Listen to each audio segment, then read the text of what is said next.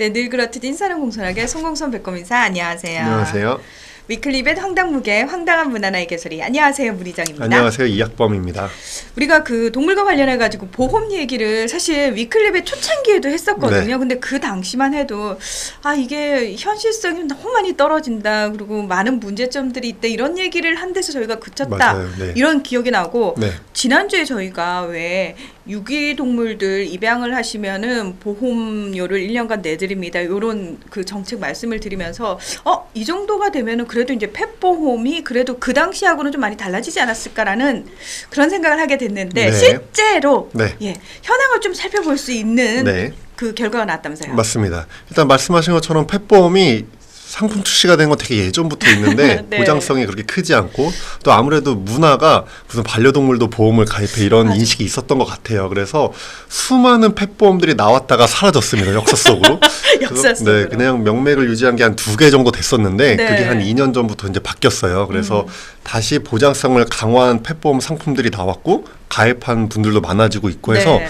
지금은 거의 펫보험 상품이 한 9개 정도 가까이 되거든요. 오, 그래서 많아졌다. 이제 네, 우리나라도 조금씩 펫보험이 정착해 가는 단계 아니냐 이런 말이 나오고 있는데 네. 이제 메리츠 화재에서 운영하는 페퍼민트라는 펫보험 상품이 1년 동안 운영을 한 결과를 공개했습니다. 그래서 한번 오늘 짚어보면 재밌을 것 같아요. 네, 이게 뭐 보험 얘기를 하자는 게 아니고 실제로 우리 반려동물들이 어떤 질병으로 그렇죠. 네. 치료를 가장 많이 받았는지를 또 알 수 있는 맞습니다. 소중한 결과거든요. 네, 그런 경향을 좀 알 수 있는 거죠. 맞습니다. 네, 일단 그 이 메리츠 화재 페퍼민트는 작년 10월에 출시가 됐어요. 근데 네. 당시에 화제가 됐던 게 이게 뭐 나이 제한 같은 게 원래 있었잖아요. 근데 그렇죠. 얘네가 3년 갱신형으로 물론 건강하다는 전제 아래 이제 만 20세까지도 막 보장이 되고 또 보통 이제 슬개골 탈구 수술이 보장이 안 돼 갖고 기존의 보호자분들이 이럴 바에는 보험 왜 가입하냐 이랬는데 슬개골 탈구도 보장을 해주고 대신에 1년 동안은 청구할 수가 없습니다. 뭐 이런 조건을 넣었지만 슬개골 탈구 보장도 하면서 되게 적극적으로 마케팅하면서 1년 동안 일단 반려견 보험 상품을 19,000건 팔았대요, 얘네가. 그러니까 이게 19,000건 하니까 사람들한테는 그냥 사람 보험하고 비교했을 때 이게 많은 건가 적은 건가 잘 모르겠거든요. 그렇죠. 근데 2017년까지 우리나라에 전체 판매된 펫보험이 3,000건 정도밖에 안 되거든요. 그러니까 1년 만에 19,000건을 이 상품 하나만 팔았다는 얘기는 엄청나게 가입을 하셨다는 거예요? 그렇죠. 그러니까 우리나라도 진짜 펫보험을 좀 가입하는 분들이 많아지고 있다 이렇게 볼 수 있죠. 아, 그만큼 필요성을 지금 느끼시는 분들이 많아졌다라는 얘기기도 하네요. 그렇죠. 네. 일단 강아지 중에 제일 많이 가입한 품종은 말티즈. 역시 이제 우리 3대장 중에 하나죠. 그다음에 2위가 네. 토이푸들, 3위가 뽀메, 4위가 비숑 쭉쭉쭉 나가서 보험 많이 가입한 10개 품종을 봤더니 믹스견 빼고는 다 소형 품종이었어요. 그러네요. 네, 그래서 우리나라가 소형견을 좋아하는 그런 경향이 보험 가입에서도 그대로 확인이 됐습니다. 네. 그러니까 대형견이 사실 크니까 눈에 금방 띄긴 하는데 실제로 많은 사람들이 소형견을 더 많이 키우고 있을 네. 뿐만 아니라 그리고 보험 가입한 그 비율도 그대로 이제 적용이 됐다, 반영이 됐다 볼 수 있고요. 재밌네요. 네, 재밌죠. 네.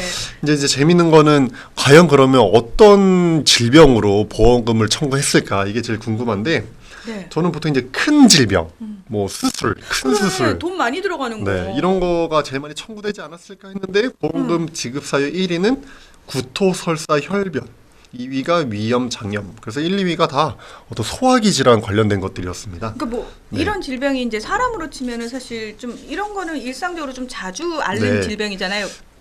개들한테도 그런가요? 그렇다고 이제 보여지는 거죠. 그래서 3위가 피부염이었고 4위가 웨이도염이었는데 3, 네. 4위가 결국 피부 질환이었거든요. 네. 결국에 소화기 질환, 피부 질환처럼 가장 흔히 동물병원에서 진료를 하는 것들이 역시 보험금 청구도 제일 많았다.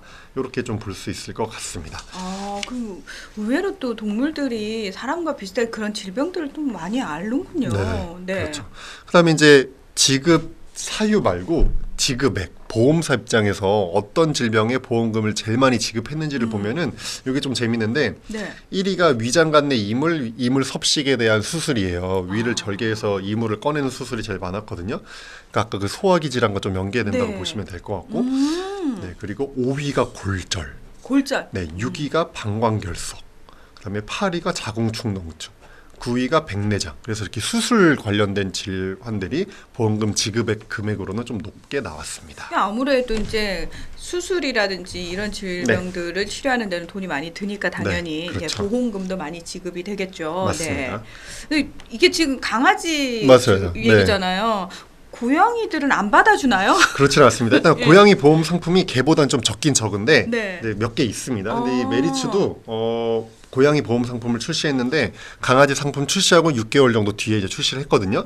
근데 이제 1,700여 건 가입을 했대요. 뭐 개보단 적지만 그래도 적은 수치는 아니라고 보여지고요. 네. 고양이도 품종이 제일 많이 가입한 애가 코숏. 실제 고양이도 코숏 제일 많이 키우잖아요. 그렇죠. 네. 맞아요. 2위가 페르시안, 3위가 스코티시 폴드, 4위가 러시안 블루. 그래서 그냥 많이 키우는 품종 순서대로 보험도 많이 가입하셨다라고 보면 될 것 같습니다. 야, 이게 진짜 위클리베스를 한 5년쯤 하다 네. 보니까 이제 펫보험 실제로 가입자 수도 늘어날 뿐만 아니라 네. 이걸 통해서 여러 가지 경향들을 또 살펴볼 수 맞습니다. 있다라는 게 저는 되게 좋은 신기하시죠? 것 같아요. 네, 맞습니다. 그러니까 강아지랑 다르게, 강아지랑 비슷하게 고양이도 보험금을 지급하고 보험금 지급액도 큰 게 1위가 둘 다 구토설사 혈변이었어요. 그리고 재밌는 건 지급 사유 2위는 결막염. 네. 고양이들은 결막염을 많이 앓는군요. 네, 그다음에 지급액 2위는 위염 장염. 이래서 약간 차이는 보였지만 큰 차이는 없었습니다. 그래서 이제 메리츠 화재 측이 뭐라고 얘기했냐면 네. 강아지, 고양이 모두 방광결석, 자궁축농증, 백내장 수술, 만성질환 등 진료비가 크게 드는 질환에 대한 보상이 많았다라고 이렇게 평가를 했습니다. 네, 저희가 사람 보험을 예로 들면은 사실 그걸 기준으로 사람들이 지금 어떤 질병에 가장 많이 노출돼 있는지를 알 수 있잖아요. 맞아요. 이 펫보험을 통해서도 여러 가지 통계들을 통해서 또 이 동물들의 삶을 어떻게 더 낫게 할 수 있는지에 대해서도 맞습니다. 저희가 고민할 수 있는 네. 좋은 또 하나의 수치가 될 것 네, 같다라는 맞습니다. 생각이 듭니다. 네, 오늘 위클리벳은 여기서 마무리하겠습니다. 함께해 주셔서 고맙습니다. 감사합니다.